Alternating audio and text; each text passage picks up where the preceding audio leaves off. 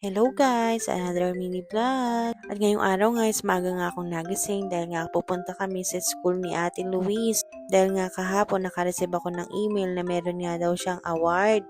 Inayusan ko nga din siya ng buhok kaya lang hindi ko na nga na-video dahil nga pag binidyo ko pa is malilate na siya. Bali natin na nga siya ni Dudong tapos binalikan lang kami ni Dudong dahil nga 9:30 pa naman yung ceremony ng awarding nila. At fast forward nga, nandito na rin kami sa school nga ni Ate Luis. At syempre, kasama nga namin si Aiden at saka nga rin si Ethan. Dahil alam niyo na wala naman maiiwan nga dito sa mga bata na to. Buti nga at natapat na walang pasok nga si Dudong at naka-off nga siya. At eto nga, ipapakita ko nga sa inyo kung paano nga yung assembly nila dito. Napakasimple nga rin ng awarding nila dito. Hinati nga nila yung mga grade level dito. Ngayong umaga nga is yung EEP hanggang grade 2. At pagkayari nga nila is yung grade 3 naman hanggang grade 6.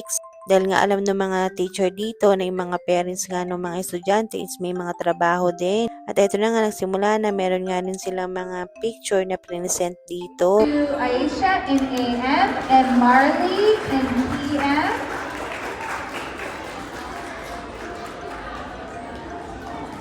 And for We Value Responsibility, congratulations to Gavin in AM and Jarrell in PM.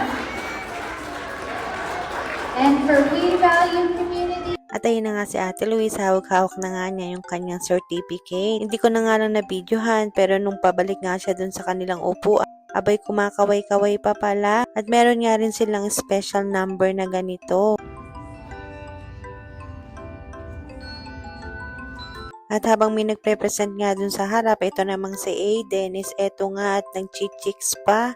Yung nga daw nagpre-present na yun, isa Edmonton pa nga daw inaral yung pagbibel nila ng ganoon. Pero in fairness naman, ang sarap nga sa tenga. At nung nakayari na nga kami doon, is dito naman nga kami dumiretso sa may eyewear. Bagong bukas nga lang ito at nagpabook nga kami para magpa-check up ng mata. At dumiretso na nga rin kami sa superstore dahil ang appointment pa nga namin nakuha is 1:30 pa ng hapon. Konti lang din na may binili namin dito at eto nga si Aiden is nanggugulo na naman. Gustong tulungan yung papa niya. Puro nga ribs na ganito yung nabili namin halos dahil nga naka-sale. At pagkayari nga namin sa superstores, dumiretso naman kami sa school ni Ate Luis para nga sunduin siya at nagpunta nga kami dito sa McDonald's. Yun na nga yung pakonsuelo namin sa kanya dahil nga dun sa kanyang award. Snails. Snails, good job. How about this one? Worm. Worm or a caterpillar? What was that caterpillar? This is the worm. Oh, Yeah, you can cover it. yeah. How Mama, about this one? weeds. This one, Ladybug. ladybug. I know ladybugs. At habang nag-aantay nga kami ng pagkain at ayun nga tinatanong ko nga si Ate Luis kung alam niya yung mga insects na yon. At magaling naman talaga yung batang yun at alam nga niya. At pagkayari nga, dumiretso na rin kami dito sa aming appointment. At yun lang naman for today's video mga sis. See you on my next one. Bye! Please don't forget to follow, like, and share.